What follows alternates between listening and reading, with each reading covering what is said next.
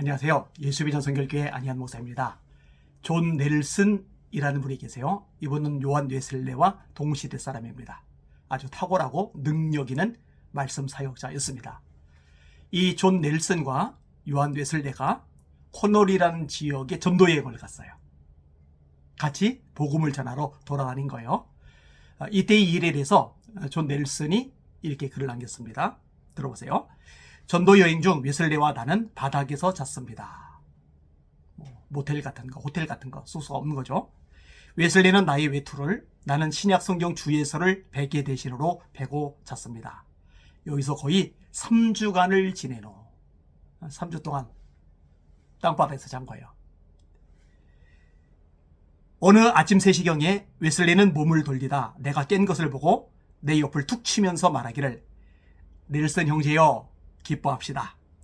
내게는 아직 한쪽 옆구리의 감각이 살아 있습니다. 라고 말했습니다. 산대서 자니까 한쪽이 좀 마비가 왔나 보죠. 근데 한쪽은 이제 감각이 있나 보죠. 근데 기뻐합시다. 한쪽 옆구리의 감각이 살아 있으니까. 먹을 게 마땅치 않아요. 제대로 먹을 길이 없어요.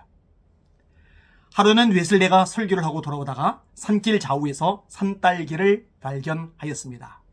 그때 요한 웨슬레는, 넬슨 형제여, 여기에 많은 산딸기가 있는 것은 정말 감사한 일입니다. 여기는 먹을 것을 구하기 어렵지요. 라고 했습니다. 밥을 제대로 못 먹고 전도 여행은 복음 전하는 건 계속해야 되고 기운 빠진다고 툴툴거릴 만도 한데 산딸기 발견하고서 그렇게 기뻐하고 감사하는 모습. 이 글을 읽는데요, 울컥울컥한 거예요. 막 눈물이 핑 도는 거예요. 이 웨슬리 목사님, 전도하기 위해서 말을 타고 많이 돌아다녔죠. 핍박을 참 많이 당했습니다. 교회에서 강단이 세워주질 않는 거예요. 그래서 야외 설교를 하잖아요. 설교 중에 돌멩이들이 날아온 적이 한두 번이 아니에요. 불량배들 때문에 곤욕을 치른 적도 많아요. 그런데도 불구하고 기쁨으로 평생 복음을 전하며 살았어요. 진짜 하나님의 사람이죠. 바울 사도 역시 마찬가지죠. 이런 바울의 자기 정체성은 뚜렷합니다. 복음을 위해서 자기가 존재하는 거예요. 예수 그리스도의 종 바울은 사도로 부르심을 받아 하나님의 복음을 위하여 택장함을 입었으니 이 복음은 하나님이 그의 아들에 관하여 선지자들로 말미암아 성경에 미리 약속하신 것이라.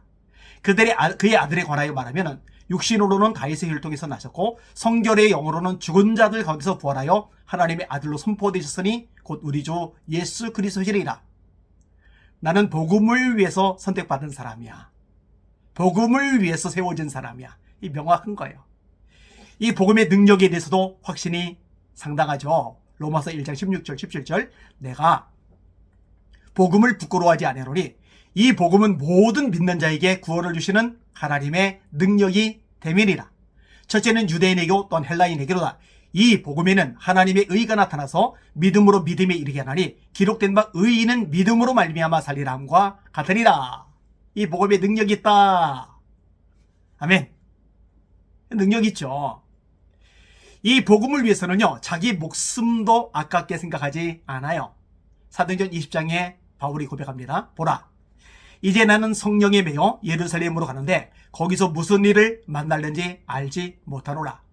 오직 성령이 각성에서 내게 증언하시기를 결박과 환난이 나를 기다린다 하시나. 나의 달려갈 길과 주 예수께 받은 사명, 곧 하나님의 은혜의 복음, 하나님의 은혜의 복음, 증언하는 일을 맞추려면 나의 생명을 조금도 귀한 것으로 여기지 아니하노라. 나는 예루살렘에서 결박당할 뿐 아니라 죽을 것도 각오하였노라. 복음에 미쳤어요. 복음에 자기 전존재를 걸어요. 그러니 말하는 겁니다. 내가 복음을 전하지 아니하면 내게 화가 있으리로다. 내가 복음을 전하지 아니하면 내게 화가 있으리로다. 복음을 전하지 않는 거 있을 수 없는 일이야. 불가능해. 저주받아 마땅해. 복음에 미친 사람. 여러분, 초대 예루살렘 교회 성도들도 마찬가지죠. 핍박이 일어났어요. 스테반이 돌에 맞아 죽었잖아요. 성도들이 도망자가 되었잖아요. 여러분, 도망자가 월세, 전세, 자가집 마련해 놓겠어요? 없죠. 여러분 도몽자가 직장 준비가 됐겠어요? 없죠. 잠잘 곳이 없어요. 먹고 살기가 막연해요. 그런데 그들이 뭐예요? 흩어진 곳에서 복음을 전해요.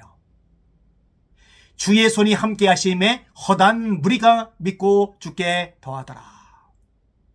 우리 한국교회도 복음의 열정이 뜨거웠죠. 전도하려고 얼마나 애를 많이 썼어요. 전도 부인들이 있었잖아요. 가방 들고 곳곳마다 누리면서 전도하는 거예요. 전도하기가 좋은 상황이 아니었죠. 핍박받았잖아요. 요거도 먹었잖아요. 수많은 어려움 겪었잖아요. 그런데 복음을 전해요. 씨를 뿌리니까 거두는 거잖아요. 눈물을 흘리며 씨를 뿌리는 자는 기쁨으로 거두리로다. 울며 씨를 뿌리러 나가는 자는 반드시 기쁨으로 곡식단을 가지고 돌아오리로다. 그러니까 한국교회가 부흥한 거예요. 열매를 맺는 거예요. 지금 한국교회는 회개해야 됩니다. 영혼 구원의 열정들을 까먹었어요. 복음의 능력을 상실했어요. 복음을 전하는데 올인해야 하는데 5만 가지 잡동사니들에 너무 많이 신경을 쓰고 있어요. 사랑하는 시청자 여러분, 복음, 예수 자랑합시다. 복음, 예수님을 부끄러워하지 맙시다. 여러분, 동네 아줌마들과 모여서 얘기 나누다가 세상 얘기만 실컷 하다가 흩어지지 마시고 예수 전하자고요. 말 들을 수 있죠. 욕 먹을 수 있죠. 왕따 당할 수 있죠. 그런데 주님이 기뻐하세요. 그리고 주님이 그 씨앗이 싹이 돋고 자라게 하시고 열매 맺게 하세요. 이게 복음의 능력 아닙니까? 예수 자랑, 복음 자랑. 이것이 저와 여러분들의 정체성이 될 수 있기를 원합니다. 바울 사도의 고백이죠. 그리스도 예수의 십자가 외에는 결코 자랑할 것이 없나니. 복음. 그게 저의 생명, 여러분의 생명이 되기를 소망합니다. 날마다 주님 바라보고 주님의 이름으로 전진하며 승리합시다. 할렐루야.